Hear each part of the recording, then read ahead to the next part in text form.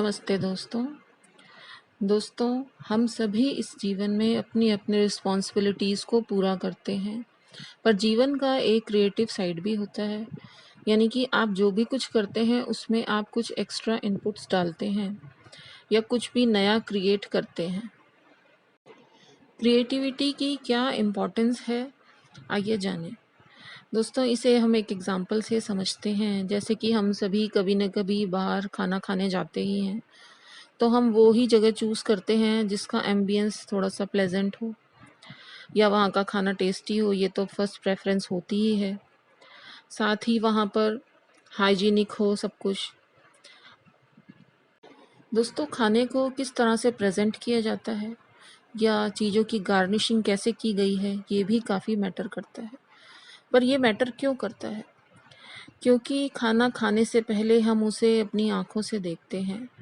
और आप किसी भी चीज़ या व्यक्ति की ओर सबसे पहले तभी अट्रैक्ट होते हैं जब वह आपकी आँखों को पसंद आती है या उन्हें भा जाती है।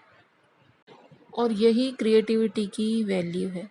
और इसी वजह से जो चीज़ जितनी मेहनत से क्रिएट की जाती है, उसके लिए उतने ही ज़्यादा पैसे चार्ज भी किए जाते हैं। दोस्तों, क्रिएटिव होना एक बोon है। आइए जानें इसे एक एग्ज़ाम्पल से। एक छोटी बच्ची है जो पढ़ाई में काफ़ी ब्रिलियंट है। मान लेते हैं कि उसका नाम निधि है। वो स्कूल में होने वाली डांस और म्यूज़िक कंपटीशन में भी पार्ट लेती है। एनुअल फंक्शन में भी काफ़ी एक्टिव रहती है। ओवरऑल वो एक अचीवर है, पढ़ाई में भी काफ़ी अच्छी है। तो पेरेंट्स को और टीचर्स को सभी को उस पर काफ़ी प्राउड है। वो भी म्यूज़िक और डांस की क्लासेस हमेशा अटेंड करती है, काफ़ी इन्जॉय भी करती है। अब जैसे-जैसे बच्ची बड़ी हो रही है, निधि के ऊपर पढ़ाई का प्रेशर बढ़ता ही जा रहा है। 9th क्लास में वो आ गई है, तो साथ में कोचिंग भी लग गई है, स्कूल भी जाना होता है और कोचिंग क्लासेस भी चलती हैं।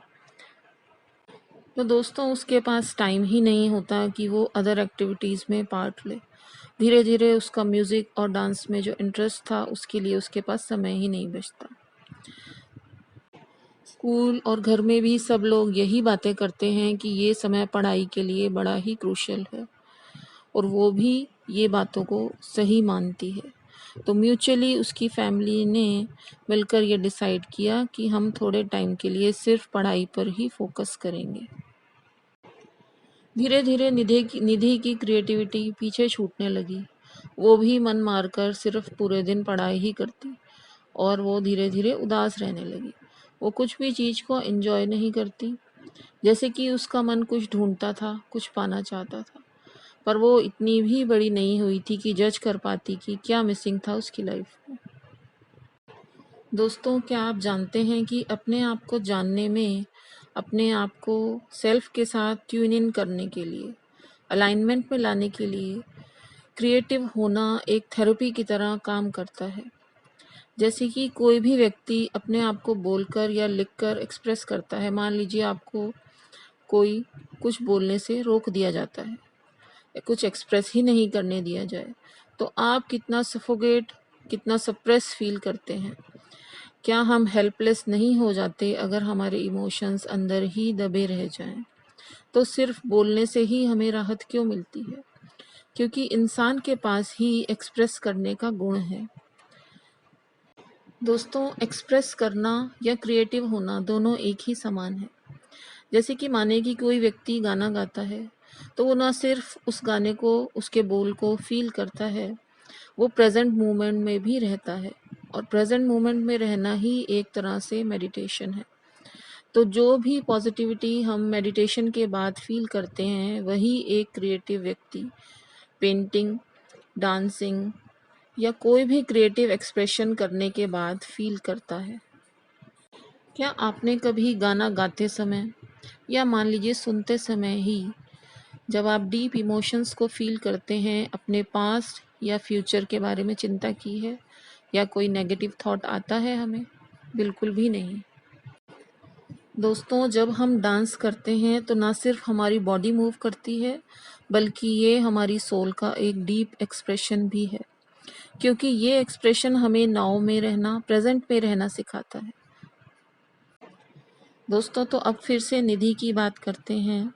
निधि ने 10th में बहुत ही अच्छे मार्क्स स्कोर किए और उसने काफ़ी डिफ़िकल्ट सब्जेक्ट भी चूज़ किए आगे पढ़ने के लिए, क्योंकि उसे लाइफ में बहुत कुछ बनना है और ये ज़रूरी भी है कि हम अच्छे से पढ़ाई करें। लेकिन यहाँ पर सिर्फ ये बताया जा रहा है कि पढ़ाई के अलावा हमारी लाइफ में क्रिएटिविटी की क्या इम्पोर्टेंस है। दोस्तों, क्रिएटिव होने से ना सिर्फ हमारा हमारा मूड अपलिफ्ट हो जाता है, बल्कि हमारा मन और शरीर भी अलाइनमेंट में आता है। हम कई बीमारियों से भी बचते हैं। दोस्तों, क्रिएटिविटी हमारे जीवन को एक किक देती है, तो हमें पढ़ाई तो करनी ही है, जॉब तो करनी ही है, अपना जीवन तो चलाना ही है, पर साथ में कुछ भी क्रिएटिव करते रहें। इसके कारण हम जीवन में जो भी सफलताएं पाएंगे, जो भी कुछ अचीव करेंगे, उनके साथ साथ हमें अपार सेटिस्फेक्शन भी मिलेगा।